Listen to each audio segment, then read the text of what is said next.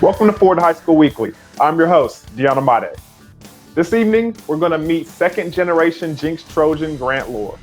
His father and uncle played for Allen Trimble back in the heyday of Jenks football. We'll look at some of our top plays for our Ford Game of the Week. And we won't leave without checking out some of my takeaways a little later. Now, let's get right to some football.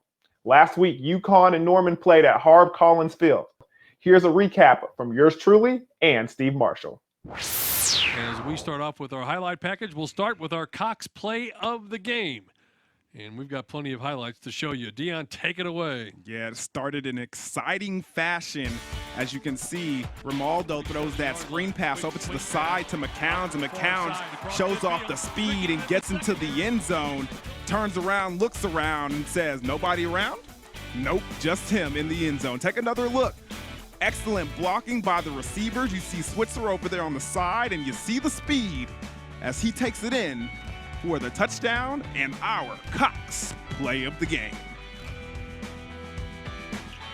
And the rest of the highlights. From here, UConn's able to get in the end zone, and our player of the game gets in for his first touchdown of the night. Yeah, Tristan Brooks up and over. Then you saw Trevilliston put that toe in the turf, make a cut, and get into the end zone himself. And then you saw number 16 call his own number and gets into the end zone for the UConn Millers. And then right here, a nice long run for Tristan Brooks as he scampers into the end zone. Last cut, stick it out, touchdown. And again, like I'm telling you, he scored a lot, guys. I'm going to say his name a lot. Brooks takes it in one more time for the touchdown. And this one was pretty impressive as well. Romaldo up top to Switzer, back of the pylon. Yeah, this time it wasn't Brooks, but you know, oh no, it was. And this time it was Wyatt going into the end zone, topping off the scoring for the UConn Millers. You can see it, 401 yards rushing the football. We said there was going to be a lot of it. It certainly was, Steve. No yards passing tonight for UConn. They had 22 first downs. They controlled the football after a 10-0 early lead for Norman North. After that, it was all UConn as they go on to victory tonight. There you look at some of the numbers. White with 90 yards, Brooke with 99 yards on the ground as the Millers win it by a final score of 41-24. And don't forget about Makari Slushers. He also had a big night rushing the football with 8 attempts and 96 yards as well. Hey, if you run for 400 yards on the ground, you don't really need to throw the ball now, do you? In Tulsa, the defending 2A champions Metro Christian went over to take on Holland Hall, who's now in 3A. Here's Mike Ziegenhorn and Rod Thompson with the call.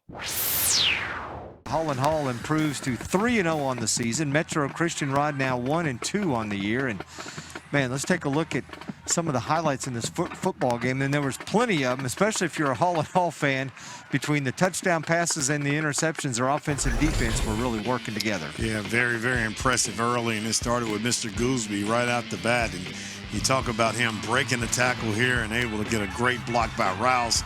And he's able to get to the house. And, boy, that really started for this Holland Hall Dutch team. I mean, they were very impressive, both sides of the ball. Here you see the pressure right here. We talk about Ostrowski able to come up with that big hit that forced interception right there. And it just kind of kept going and going, you know, as it went on. In the run game right here, we talked about Mr. Robinson, Cameron Robinson getting it done. He had a touchdown on the night, but was very steady on both sides of the ball also. Then going back to that man, Mr. Goolsby, again for a touchdown. 2 of them, like his shoes, they're gold. Then you take a look, and how about that hit by that young man, Nick Jones? And boy, it was a big play right here for Metro. They had that momentum and able to get Colton Cook loose, able to move the chains and start to get some momentum offensively. But then you came up and you had Mr. Rouse go up high and get it, young man, able to come away with that interception. Then they capitalize again, punch it in and again, back and forth, tip around, and now they get the ball. They capitalize once again in the back of the end zone. Our man, number 28, able to come away with that touchdown for him. Brendan Terry, we talked about him. And then it just kind of kept going. Wallace Clark again. And And look at the defensive play. Our man Gooseby, 2 touchdowns and an interception. Mark was getting it done for this Dutch team on both sides of the ball. Trying to make a run, and there goes that man, a.k.a. Hulk from wrestling, man, Owen Ostrowski, and he was active all night long for this team. And Metro coming back, getting some points on the board. Nauman able to get that touchdown. Really impressed with the run they was able to make, and then coming right back again. Look at that, our play of the game. None other, Mr. Goolsby, getting it done again and put his hands on his hips and let him know. Man, they're gonna punch it in again right here. And boy, continue. That was Clark that time, and they continue to keep it going and pouring it on. This Holland Hall team very impressive in this matchup here on both sides of the ball. And hey, let Mr. Robinson finish it up. It's his neighborhood. Cameron Robinson getting it in for the final score for the Dutch. Very, very impressive. You look at the rushing yards, 107 to 81. Passing, getting it done, 276 to 198. There you see the first downs, and then again the key turnovers, 4. And the Dutch had 1, but those 4 turnovers, the Dutch able to capitalize. At Jenks, they say tradition never graduates. Well, meet Grant Lohr, a second-generation Trojan with a championship heritage. Tonight, the Ford game of the week is Edmond North at Putnam City.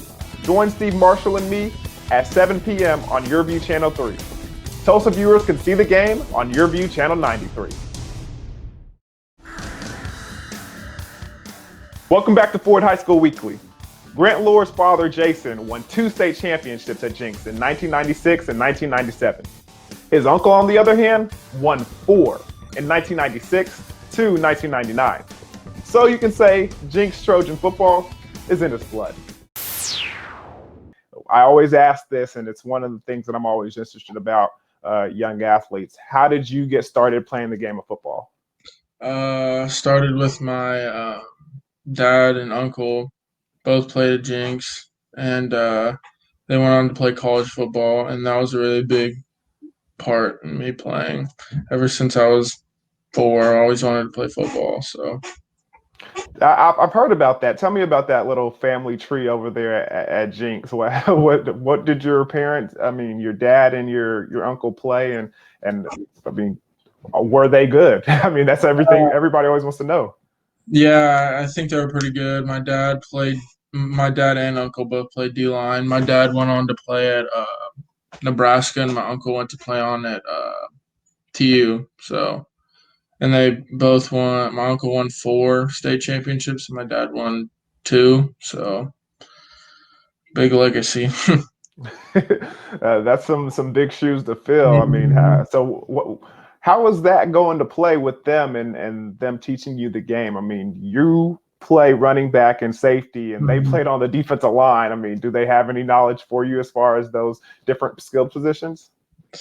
Well, just like coming to we came into the championship game last year. My dad gave me a lot of advice on how to handle adversity and stuff, which was really good about that. So is that one of the big things that your dad and your uncle have taught you as far as, about the game of football, and one of the big things you've taken away from them? Yes, sir. Adversity is a very big deal. I mean, that's the difference between, superstars and just the average athlete. It's a guy who can, take on those challenges and not let it affect him. So it's a good thing that he's teaching you that. Yeah. So the number 4 is that I'm guessing that's not a family tradition or anything, since your dad and your uncle play defensive line. What's behind that? There was a senior when I was a sophomore that was pretty good, named Braden Phipps, and I liked the number 4. So once he graduated, I took it from him. So a guy that you looked up to a little bit, and you wanted to. Okay, yeah. I feel you, man. I feel you. So let's talk about the season a little bit. I mean, I know y'all played Bixby and Union, some of the big games y'all played here recently. Tell me about what you think of the team, what you think about the offense, and how you think about what you've done individually. I think we've done pretty well so far. tough loss against Bixby. Just mental errors. I think our offense is really growing.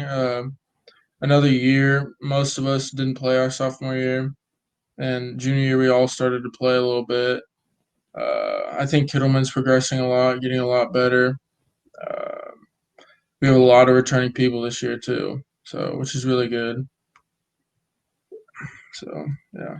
So what was the big deal in the Backyard Bowl? What was the difference between Bixby and Union as far as y'all's play? What kind of pushed y'all over the edge to get that big time victory? Being physical and preparation was two big parts in why we beat Union and lost to Bixby. What was the preparation like during that Backyard Bowl week? I mean, what was the difference? What could you tell from your teammates was the difference? There's a lot more film. People watched a lot more film, which makes a huge difference. Yeah, I'm not going to lie. That film study, I mean, those mental reps, they help as much as people don't like to think that or don't know about it. Those mental reps help a lot. Sure. When we come back, Grant talks to us about playing football in the year of the pandemic. 8-yard line. Here are our first 5 of our top 10 plays from 2020 going into district play. Number 10, Midwest City at Westmore in their Week 0 opener. First and goal at the 8. Sophomore Bombers quarterback D'Angelo Irvin rolls out and finds Xavier Lee Jackson alone in the end zone. It's an 8-yard game winner with just 33 seconds to go for Midwest City. Number 9, Deer Creek at Southmore. Week 1. Look out for the 3-way star for the Antlers, Logan Ward. He's a kicker, a standout defender, and by the way, he's good for 75 yards on this pass from Brent Pence. Number 8, Metro Christian versus Holland Hall Week 3. Check out Mark Goldsby. Nice throw from Wallace Clark, and Goldsby spins out of a tackle, and he's gone for a 75-yard touchdown. Number 7, Putnam City West at Putnam City, Week 2. Sometime crime does pay. Check out PC West cornerback Corey Gordon. He makes a nice play on the ball, high points it, and comes down with his second interception of the game. What a play. Number 6, Sand Springs at Sepulpa, Week 0. Ty Pennington back to pass for the Sandites. He lost a 40-yard pass downfield to Jamon Cisco, who beats his man and takes it the rest of the way for the score. The top 5 plays are coming up a little bit later. Tonight at 7 p.m., the Ford Game of the Week will have a great 6A2 matchup as the Choctaw Yellow Jackets will go to Tulsa to take on the Booker T. Washington Hornets. Yellow Jackets and Hornets kind of has a sting to it, doesn't it? Join Mike Ziegenhorn and Rod Thompson for this one, YurView Channel 3. And Oklahoma City viewers can see the game on Channel 93.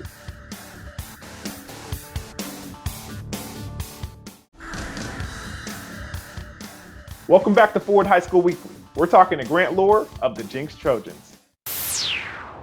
So going on to the part where I was talking about with your performances, I mean, I know you played really well versus Bixby, 113 yards, 54 yards receiving.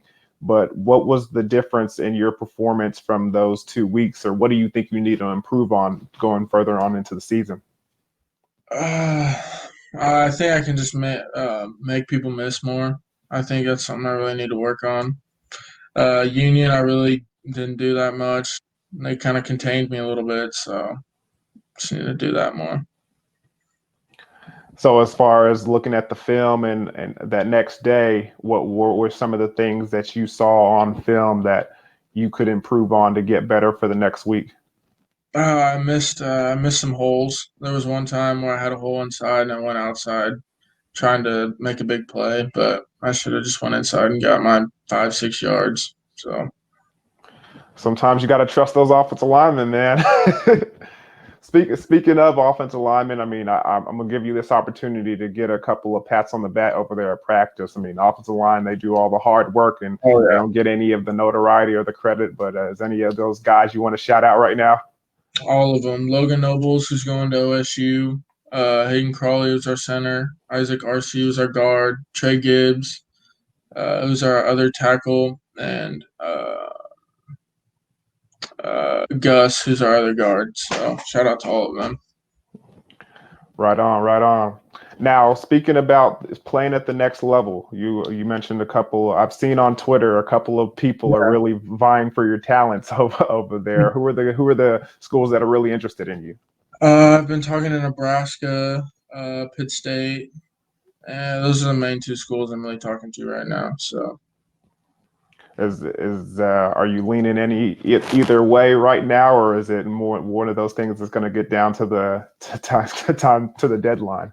no, I'm not really leaning toward anything right now, but maybe I'll probably change at some point. I mean, eventually it's got to, right? Yeah. You can only go to one school. Yeah. Well, I mean, as far as the rest of the season, what are you looking forward to in your senior year? Get that gold ball. My sophomore and junior year, we both years we've got so close, lost by 8 points in both state championship games. So, be a big deal for us to get that. And as far as the pandemic and the coronavirus going around, I mean, how do you feel about this, unusual circumstances being your senior year?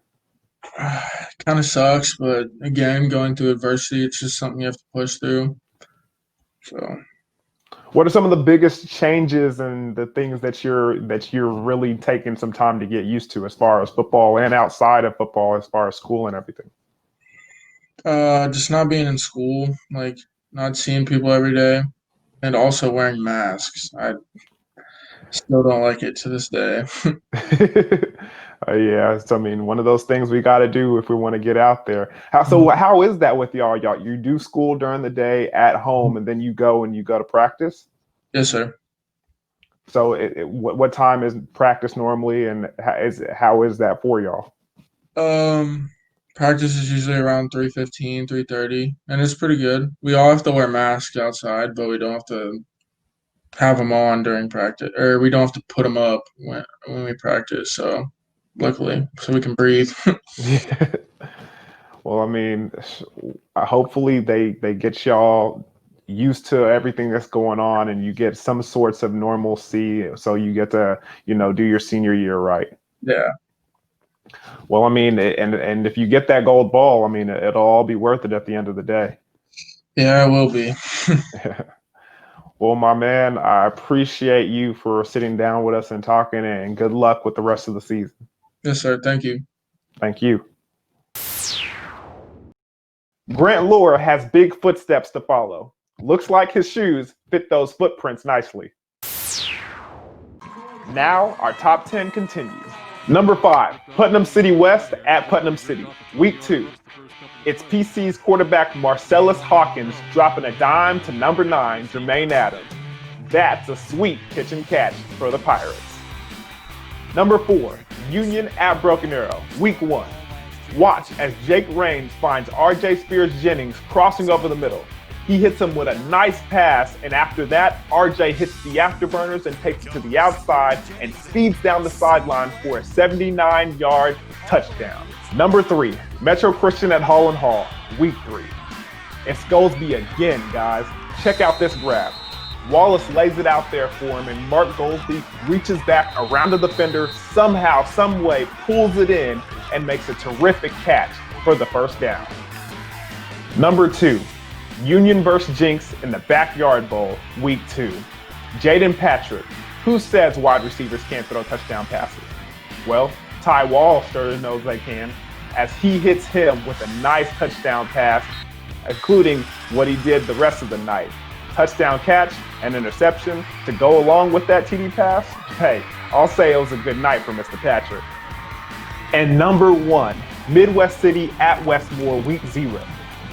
We're back where we started at number 10. Junior quarterback Zane Chavez starts with a backward pass to junior running back Brandon Arnold. He finds junior wide receiver Ethan Lawrence wide open down the field. Ethan takes off, almost gets knocked down, makes a couple moves downfield, and then he's off to the races. Boy, what a play, what a touchdown, and Westmore Jaguars, you are the number 1 play.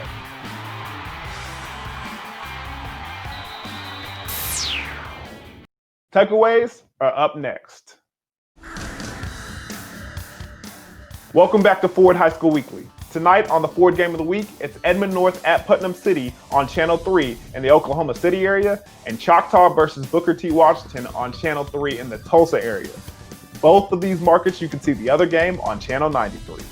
Takeaways are some of the most exciting plays in football. That's why my takeaways are some of the most exciting plays I've seen each week. Takeaway number 1, when opportunity knocks, open the door.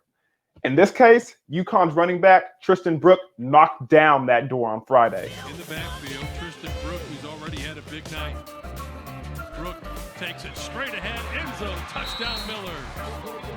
When the Millers' Caden Hernandez was lost to injury, Tristan stepped up with a 4-touchdown night, including this 29-yard run and an acrobatic leap into the end zone.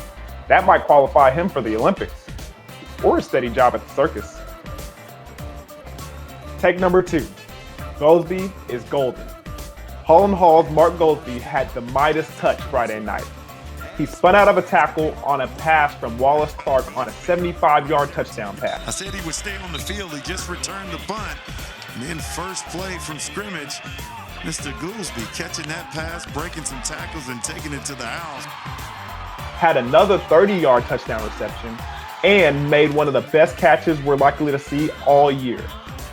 Clark again throws for Goolsby. Did he make that catch? Holy cow. Wow, what a catch. And an interception. It was a golden night for Mr. Goldsby. They're going to throw it downfield. Arnold looking wide receiver, wide open.